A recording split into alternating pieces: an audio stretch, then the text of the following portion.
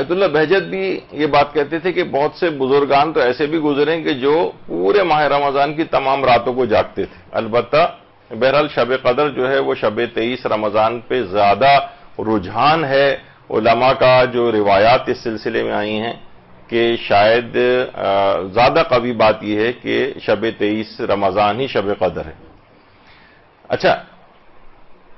آیت اللہ سیستانی بھی یہ بات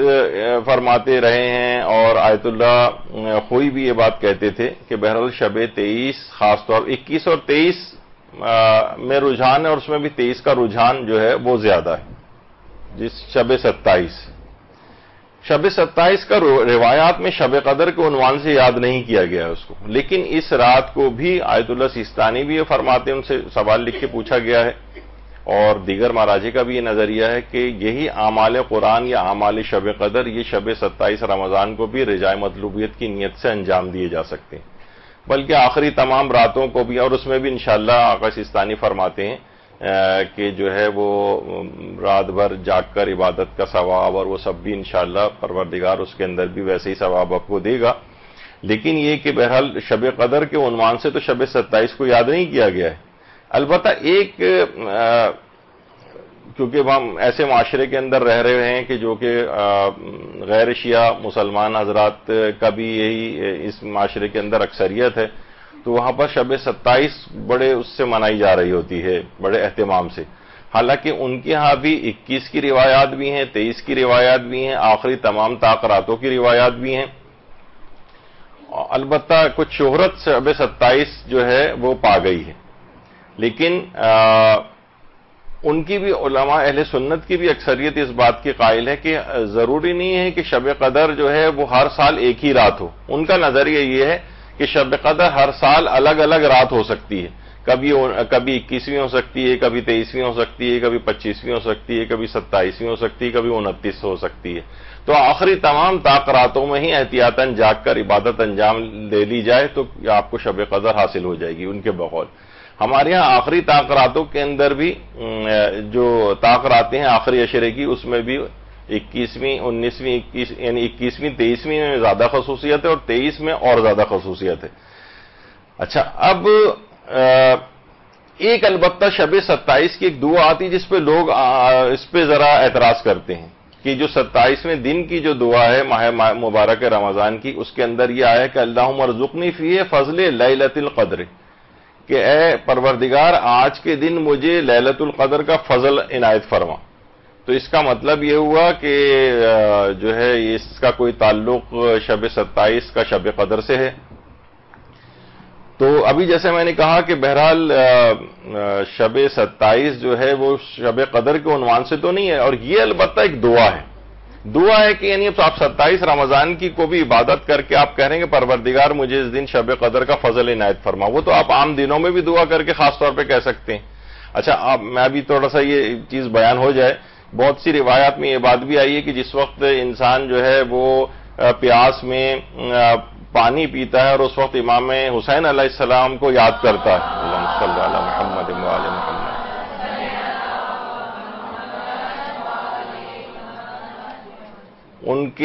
ان کی پیاس کو یاد کرتا ہے اور اس کے بعد ان کو جو ہے ان کو یاد کر کے مثلا ان کے اوپر سلام بھی بھیج دیتا ہے، وہ درود و سلام، اور اس کے بعد ان کے دشمنوں کے اوپر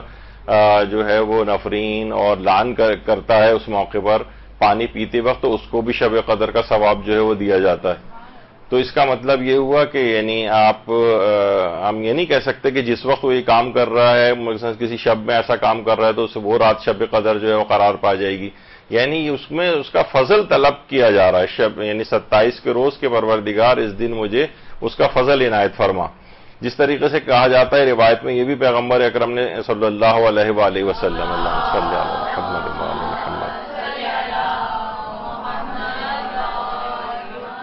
کہ جو شخص نماز عشاء کو باجماعت ادا کرے اسے شب قدر جاگ کر عبادت کا ثواب دیا جاتا ہے. یعنی شب قدر جاگ کر جو عبادت انجام دیتا ہے کوئی شخص، تو یعنی اس میں بھی کوئی شخص نماز عشاء کو باجماعت ادا کرے اور خدا سے اس بات کا تقاضا کرے کہ مجھے اس رات شب قدر کا جو ثواب پروردگار عنایت فرمائے. اسی طرح سے پیغمبر اکرم یہ بات بھی ارشاد فرماتے ہیں کہ جو شخص سورہ قدر کی تلاوت کرے گا اللہ اس کو ماہ رمضان میں روزے رکھنے اور شب قدر میں جاگتے رہنے کا ثواب عنایت فرمائے گا۔ اس کا مطلب ہے عام دنوں میں بھی آپ سورہ قدر کی تلاوت سے شب قدر کا ثواب حاصل کر سکتی ہیں اور پروردگار سے دعا کر سکتی ہیں کہ اس سورہ قدر کے کی تلاوت کے نتیجے میں آپ کو شب قدر کا ثواب عطا فرمائے۔ آیت اللہ شیخ محمد سند جو اس وقت بھی عراق میں ہیں اور بڑے علماء اور مجتہدین میں ان کا شمار ہوتا ہے اور ان کا درس خارج وغیرہ بھی نجف میں ہوتا ہے، تو یہ آیت اللہ شیخ محمد سند یہ فرماتے ہیں کہ ان کے جو استاد تھے آیت اللہ ہاشم آمولی، آیت اللہ ہاشم آمولی فرماتے تھے کہ شب قدر جو ہے نا وہ کہتے تھے اس کی نزول برکات یہ فقط یہ 21 اور 23 میں نہیں ہے بلکہ اس کا سلسلہ شروع ہو جاتا ہے شب نیمہ شعبان سے۔ آیت اللہ ہاشم آمولی فرماتے تھے کہ شب قدر کے فضائل اور نزول برکات کا سلسلہ 15 شعبان سے شروع ہو جاتا ہے، شب 15 شعبان سے، اور فرماتے ہیں یہ سلسلہ چلتے چلتے ماہ رمضان المبارک تک آتا ہے، یہ برکات اور رحمتیں نازل ہوتی رہتی ہیں یہاں تک کہ شبہ قدر آ جاتی ہیں 19ویں 21ویں اور 23ویں، اور پھر آگے بڑھتی ہوئی 25 27 29 اور یہاں تک کہ سلسلہ نزول برکات کا شب قدر کے حوالے سے یہ شب عید تک یہ سلسلہ چلتا ہے، شب عید تک۔ تو اس لحاظ سے شب قدر کی جو فضیل، جب یہ ان سے پوچھا گیا کہ بھئی شب 27 گزرنے کے بعد جو 27ویں دن کی جو دعا ہے ماہ رمضان المبارک کی اس میں بھی کہا جا رہا ہے کہ شب قدر کا فضل عنایت فرما، تو انہوں نے کہا کہ اصل میں یہ اس کی نزول برکات آیت اللہ ہاشم آمولی کے حوالے سے بات بیان فرمائی، یہ تو 15 شعبان سے سلسلہ شروع ہوا ہے اور وہاں سے ہوتے ہوتے پھر یہ شب قدروں تک سلسلہ آیا اور اس کے بعد شب عید الفطر تک یہ نزول برکات کا سلسلہ شب قدر کا رہے گا۔ تو بہرحال اس لحاظ سے اس کی فضل کو طلب کرنا عام دنوں میں، عام راتوں میں یا کسی بھی عمل کے ذریعے بہرحال انسان دعا کر سکتا ہے پروردگار سے کہ پروردگار مجھے روزانہ ہی شب قدر کا ثواب عنایت فرما دے، کچھ ایسے اعمال بھی بالخصوص اگر انسان اس لحاظ سے انجام دے۔ تو یہ جب ہی آپ نے دیکھا ہوگا کہ جو روایت آئی ہے حضرت پیغمبر اکرم صلی اللہ علیہ وآلہ وسلم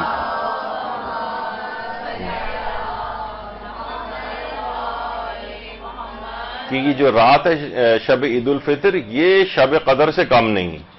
یہ کیوں یہ بات کہی گئی؟ اسی وجہ سے کہ یہ نزول برکات کا سلسلہ شب نیمہ شعبان سے شب عید الفطر تک چلتا رہتا ہے۔ اچھا، البتہ ایک کتاب ہے جس کے حوالے سے لوگ شب 27 کے حوالے سے میں گفتگو کر رہا تھا نا اس سے پہلے، کہ نہیں اس میں بھی رجاء مطلوبیت کی نیت سے اعمال قرآن بھی آپ کر سکتی ہیں، اعمال شب قدر بھی انجام دے سکتی ہیں، بلکہ ہمارے استاد محترم تو یہ بات بیان فرماتے ہیں کہ یعنی اس کی شب 27 جو ہے وہ کم و بیش سے تقریباً وہی حیثیت ہے جس طرح ہمارے ہاں 19 اور 21 کی ہوتی ہے۔ شب 23 کی تو خیر یقیناً بہت زیادہ اہمیت ہے، لیکن وہ فرماتے ہیں عبادات کے اعتبار سے شب 27 کو بھی اور اللہ سے پروردگار سے فضل بھی چاہ سکتا ہے انسان کہ اس رات عبادت انجام دے اور شب قدر کا ثواب پروردگار سے تقاضا کرے۔ تو انوار خمسہ کے نام سے مقدس زنجانی کی ایک کتاب ہے جو اردو ترجمہ بھی ہوئی ہے، خمسۃ الانوار جو ان کی کتاب ہے اس کا یہ اردو ترجمہ ہے، اس کے اندر ایک پوسٹ وائرل کی جاتی ہے، یعنی شب 27 کو ایک لحاظ سے کہ اس رات نہ کوئی شخص عبادت انجام دے نہ کچھ کرے، اس کے اندر یہ یعنی اب اس کا لب لباب اور خلاصہ اس کا یہ ہے کہ جب 26 رمضان کا دن تھا جب مدینے میں یہ اطلاع پہنچی 40 ہجری میں کہ امیر المومنین ضرب ابن ملجم سے جاں بر نہیں ہو سکے اور 21 رمضان کی صبح کو دار فانی سے کوچ کر گئے، تو اس اطلاع سے پورے مدینے میں ایک عظیم کوہرام برپا ہو گیا کہ قیامت کا سما ہو گیا۔ لیکن دوسری طرف جب شام میں حاکم شام کو اطلاع ملی تو اس نے اس دن کو عید کے طور پر منانے کی خاطر 27 رمضان کی شب کو شب قدر ہونے کا اعلان کیا، مسجد عموی میں چراغاں کیا گیا، یہاں تک کہ 27 رمضان کی شب بڑے اہتمام سے منائی جاتی ہے۔ یعنی اس کتاب کے اندر انہوں نے کہا کہ یہ لکھا ہوا ہے کہ سنت رسول میں کہیں بھی شب 27 کی خصوصیت کے ساتھ شب قدر کو نہیں بتایا گیا، نہ اسلامی تاریخ میں اس کا وجود ملتا ہے، نہ خلفائے ثلاثہ کے دور میں اس کا کوئی وجود تھا اس کا۔ تو بہرحال یہ خاص طور پر حاکم شام نے مولا کی شہادت کی خوشی کے اندر اس رات کو شب قدر قرار دیا، اور کتاب کا حوالہ اس لحاظ سے انوار خمسہ کا جو ہے یہ دیا جاتا ہے۔ اچھا اب دیکھیے بعض اوقات حوالے بھی جو ہوتے ہیں نا اس کو اس طرح سے چیک کر لینا چاہیے. لوگ کہیں گے دیکھیے اس کتاب کا نام ہے قم سے چھپی ہوئی یہ کتاب ہے اور اس کے اندر یہ بات لکھی ہوئی, اس کا اردو ترجمہ بھی ہو گیا ہے اور یہ اصل پیج ہے اس کا. اس میں آپ نے دیکھا کہ یہ پوری بات وہی لکھی ہوئی ہے جو ابھی میں نے آپ کو پڑھ کر سنائی, لیکن آخر میں بریکٹ میں نیچے یہ کیا ہے, یہ پوری چیز بریکٹ میں ہے. اور یہ ناشر نے سب سے آخر میں دیکھیں لکھا ہوا ہے ناشر, یعنی یہ خود مقدس زنجانی جو عالم دین ہیں ان مجالس کی کتاب ہے. یہ عام طور پر اس میں کوئی ایسے مضبوط حوالے بھی نہیں ہیں لکھے ہوئے ہیں, لیکن یہ کہ یہ چیز جو ناشر ہیں جنہوں نے اس کو نشر کیا ہے کتاب کو, یہ ان کا ایک فٹ نوٹ ہے ایک لحاظ سے, ان کا ایک نوٹ ہے جو انہوں نے بریکٹ میں لکھا ہے, یہ خود اس کتاب کے اندر نہیں ہے. تو بہرحال کسی بھی معتبر حوالے سے یہ چیز ثابت نہیں کہ شب 27 کو ہم جو ہے وہ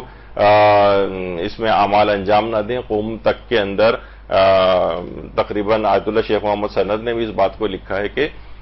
70 سال پہلے سے باقاعدہ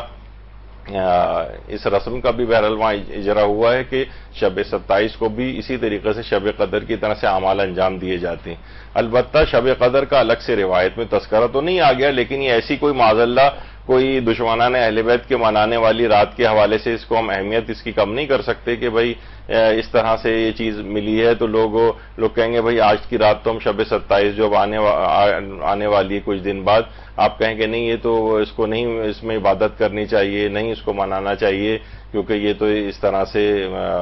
ایک دشمنان اہل بیت کی سیرت کے حوالے سے ایک بات آئی, جبکہ ایسا نہیں ہے. یہ ناشر نے اپنی طرف سے بہرحال جس کا کوئی معتبر حوالہ بھی نہیں ہے یہ اس انداز سے لکھا, اور جو اصل کتاب ہے اس کے اندر یہ چیز نہیں ہے, یہ بریکٹ کے اندر ایک چیز لکھی گئی ہے ناشر کی طرف سے. تو یہ بھی بعض اوقات لوگ اس کے اندر تو نہیں ہے. اس سے پہلے جو میں نے آپ کو پوسٹ ٹائپ کی جو وائرل کی جاتی ہے وہ یہ والی چیز ہے کہ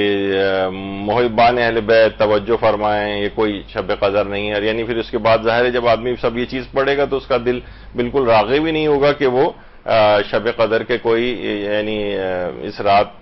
کوئی اعمال بھی انجام دے یا اس رات کو جاگ کر بھی گزارے.